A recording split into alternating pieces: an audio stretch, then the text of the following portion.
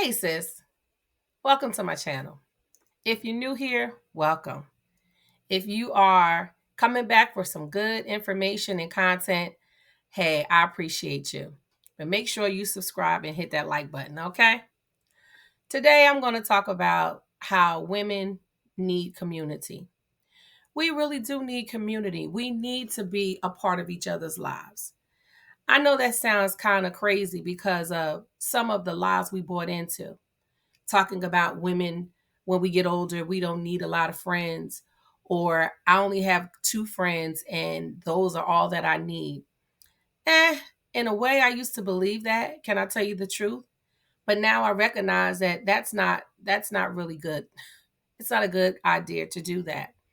And the reason for that is because with a community, you can learn some things, you can unlearn some things, and also be confronted about a lot of things that we bought into that makes no sense in this stage of our lives.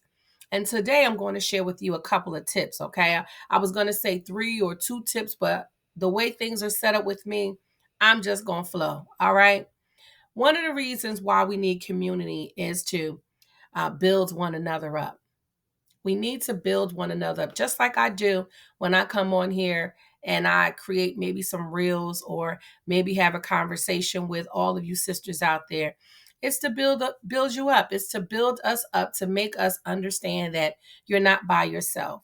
If you're going through a storm in your life, someone's there to say, "Hey, it's not always going to be like that. Things are always subject to change." And then to bless the person, meaning that, hey, girl, bless you with words of affirmation and adoration and those things that will show that we appreciate one another. That's another reason why we need community. I found out that when I've been alone, when I've isolated myself, I got depressed, or I didn't feel like being involved in a lot of activities that I would normally do because I isolated myself. And we know that that's an attack of the enemy. And I know, just like some of you, you probably have done the same thing. But I want you to know that it's best to have a community of women where you can build together and be blessed, right? To share in all of the good things that may be going on in your life with someone who really are rooting for you, and someone who's really, happy for you that things are happening good in your life. You need that. And you need someone to share in the times when you get your biggest breakthroughs. Your biggest breakthroughs could be a financial blessing. Come on, y'all already know. I don't have to go down rabbit hole. You get my drift. We need community. You know, the Bible lets us know that we need friends, okay? In Proverbs 18 and 24, it states, "A man who has friends must himself be friendly. But there is a friend who sticks closer than a brother," and we know that that's God. However, if you had it in the back of your mind that you didn't need any friends anymore, or people have done you wrong in the past, and you made that decision that you no longer want to participate in that, I don't want you to buy into that. I don't want you to buy into that lie. I want you to move past your pain and find your purpose in a group of women who understand where you are. You know, this journey, it's a continuous thing. It's not a one-stop shop. And I know for myself that at any age, I've needed someone to help or assist me or guide me or direct me or to pour into me or be my cheerleader. And so it is very important that we understand that you should not buy into that lie that we don't need community, because we really, really do. And then the next thing I wanted to talk about as it relates to needing community at any age is for someone to challenge you. Someone to challenge your belief system or the way that you kind of do certain things. Because just because you've been doing it for a long time, it doesn't mean that it's right. Just because you have done the same thing over and over again does not mean that you have the secret sauce. There are times when you got to pivot. And then also someone to confront you. Ouch. I'm going to tell you a story. I had a couple of friends, but one that sticks out in particular that confronted me about myself. That confronted me about some of the things that I was doing that I thought that I had everything figured out, that I was absolutely positively correct about how I was showing up in the world. Only to meet a young lady who sat me down, and she didn't give it to me nicely. She flat out told me about myself. Now, I can't tell you that I just took it and I said, "Oh, thank you so much for telling me off," or "Thank you so much for picking out those flaws in me and putting it right in my face." No, I can't tell you that I was happy. But what I will tell you is that it changed my life. It changed my life, and it made me get that mirror and look at myself and examine how I was treating people and watching my words and my actions and my behaviors and the reason why I was doing things in the first place in leadership roles. You need someone. You don't need everybody to cheer you on when they know you're going down the wrong path. But some of us do that. You have friends that they tell you everything is fine, but sister girl, everything you're doing is really not. But because they don't want to jeopardize their friendship, they go along to get along. I'm telling you the truth. I'm confronting you today, sis. They are going along to get along, and that's not always good for you because in that you don't grow. You stay stagnant, and that's defeating the purpose of evolving. And then the next thing I wanted to say was after you've been challenged and confronted, things begin to change if you want to change. You see, that moment in time, it changed my life. I had never been the same after that. I was more compassionate for other people. I had empathy that I did not have before. I figured everybody should understand. Don't you get it? Don't you understand? But everyone is on a different page in their lives. And we can't expect people to turn the page in their lives because we've turned the page. We have to be patient when we tell someone, I think you're going down the wrong street. You need to change your direction. But they may tell you, no, I'm going right. I know it. Have you ever been in a car with somebody and you're trying to tell them, I think you made a turn too quick, or I think you passed your stop. And they are adamant about telling you, no, I'm right. No, I'm going down the right road, only to discover on their own that it wasn't good. So we want to be that person that's going to be there with our friends or our family and tell them, hey, I have finally made that decision to change. I finally made that decision to look at the ugliness in my life and to make the changes that has to be done. Because if not, if you want to be friendly, you have to be friendly yourself. If you want people to be around you, you have to make those pivots in your own life, right? It's all about starting over. It's all about building because we're forever building in our lives. Nothing stays the same. Nothing. We can look around and see. If you have children, your children have grown up. Now they're adults. Now it seems as though they have a lot of information and knowledge that we didn't have, or we may need assistance from them. It is always time to cultivate things in your life. And then the other thing I wanted to say was when we are at the stage in our life where we need community, it's good for us to wait for our friends to make those necessary changes after we've confronted them about something that that could be offensive to us. Although we love them, it could be something that they do that really, really gets on our nerves. I had a friend one time that, oh God, I mean, we were friends forever, forever, ever, ever. But they had I would say, it was just in their way. They I knew that they loved me as a friend, but it was their way of delivering words. The way that they talked to people was very intense. and it wasn't always nice. So one day I got the courage to tell that person, hey, what you're saying and how you're doing things, it's really not good. I really don't like that. And we cried about it.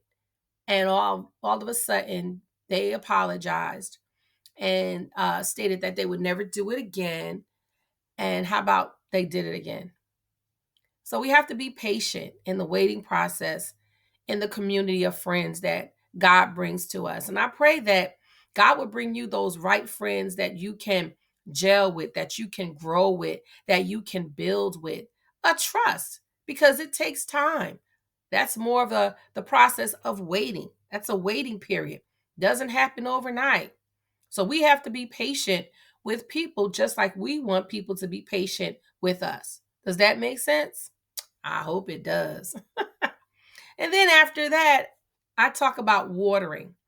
Watering the seed of affirming someone, telling them that they did good, right? Telling them, oh, I'm so proud of you. I see you making those changes. That happens in community. We help each other. We fix each other's crown, as they say. And that's a good thing. Watering just continues to cheer that person on to achieve the goals that they are striving for in their lives. I have a relative right now who is unlearning a lot of things that they thought was normal. But when you get into a different environment, we all have recognized that what worked over there may not work in this area of your life. And therefore, we have to be patient. We should not judge our sisters for not knowing something because they may not have been exposed to anything different. And that's why we continue the cycle. And a lot of our upbringing has a lot to do with the way that we interact with one another as women. This is why some women feel as though my mama always told me all I need is two friends. Or my mom always told me that in your circle, you should only have X, Y, and Z. And to a certain extent, I agree with being cautious and being careful who you allow in your inner circle. But at the same time, we need different types of people bring different things in our lives. And I've noticed that I had to be honest. I wasn't the most friendliest person that would want to have a lot of friends around me. I had a few very close friends that I grew up with. And then the others, they were kind of like on the outer court.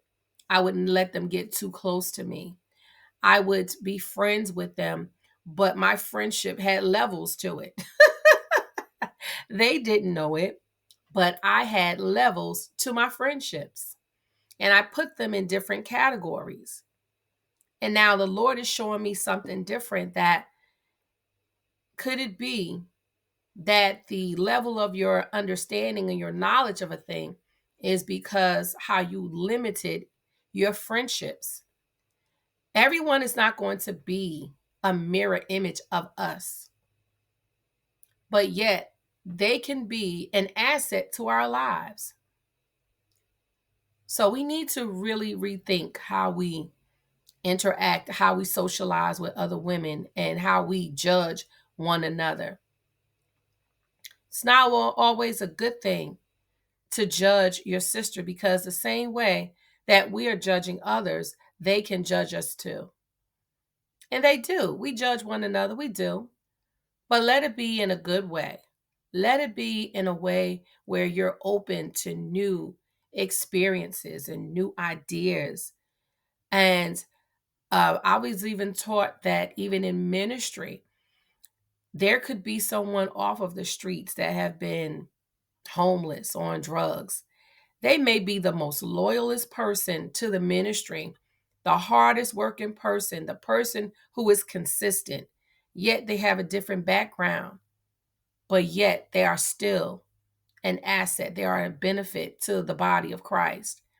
And now I look at friendships that way. I look at the women that God brings into my life, and say, no, she is not a mirror of me, but she is still an asset. She's not a mirror of me, but yet she can still be someone that could benefit where we're going, that could really open up doors of opportunities, because we never know. You cannot judge a book by its cover.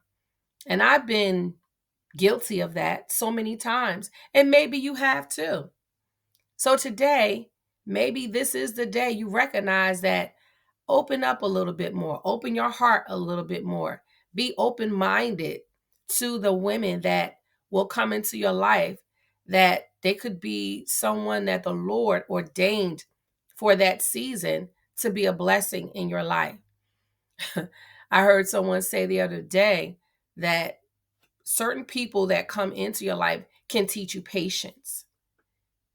And I have a few people in my life now that's teaching me patience, because I have to be patient with others who are not on the same, I would say, level in certain areas that I am in. And the same with you, that it could be people buffet you or they irritate you because they don't think the way you think. Maybe they don't speak the way you speak. Doesn't mean that you should throw them away. Doesn't mean that you should say, oh, we could never be friends. That may be the most loyalist friend that you'll get in your life. You just have to be open. And let me say this also before I close this out, is the fact that there are times where it could be a hiccup in your relationship, but forgiveness is a real thing if you implement it. If you apply it to the situation, you can forgive a person and still move forward. No, they may not have the same seat in your life, but it does not mean that you can still hold a grudge, or that you should still hold a grudge. No, you should be intentional about forgiving, and intentional about knowing that, hey, everything has an expiration date. But then also, we have hurt people. We have said things unknowingly to us that could have hurt their feelings and caused them to kind of shrink back. But we said, please forgive me. If they forgive us, fine. If they did not forgive us wholeheartedly, it's still not on us. But I do want you to know that we need community. Irregardless, if one person does not come back to share that time with you, to have maybe little get-togethers with you, we still need community. We must get out of the old mindset that we don't need each other, because that's a lie from the pit of hell. If that was true, Jesus wouldn't have had any friends. Look at the people that was chosen. He had all types of people in his community. He even had the betrayer. We know about Judas. He knew Judas was a betrayer, but yet he had Judas stay around for quite a long time until the assignment was done. I want you to understand that this thing is bigger than what we can imagine. We need community at all stages of our lives. And with going through menopause, postmenopause, perimenopause, all the things that we're talking about, going through having to rebuild your life after you may have gotten divorced, or you could have had to pack your whole entire family up and move across country to a new location and have to start a new job all over again. You tell me that you don't need community. You do. Community gives you information, and it gives you uploads that you wouldn't have on your own. Therefore, I want you to really take time to think about this conversation that I'm having with you, sis. You need community. I need community. We need each other. And that's the point I'm making. So please, oh my goodness, I'm excited. I'm super excited about the strides that we're making on this channel. I see people coming aboard, and I want to thank you for those who have subscribed. And if you have not subscribed yet to my channel, come on, take that time out. What you waiting for? You know you've been listening to this knowledge and this understanding that the Lord has given me. He has given me downloads straight from heaven to help my sisters out, because we have bought into a lie that we don't need each other, and we do. we need community. Yes, we need community. So thank you so much for your time, and I will see you on the next video.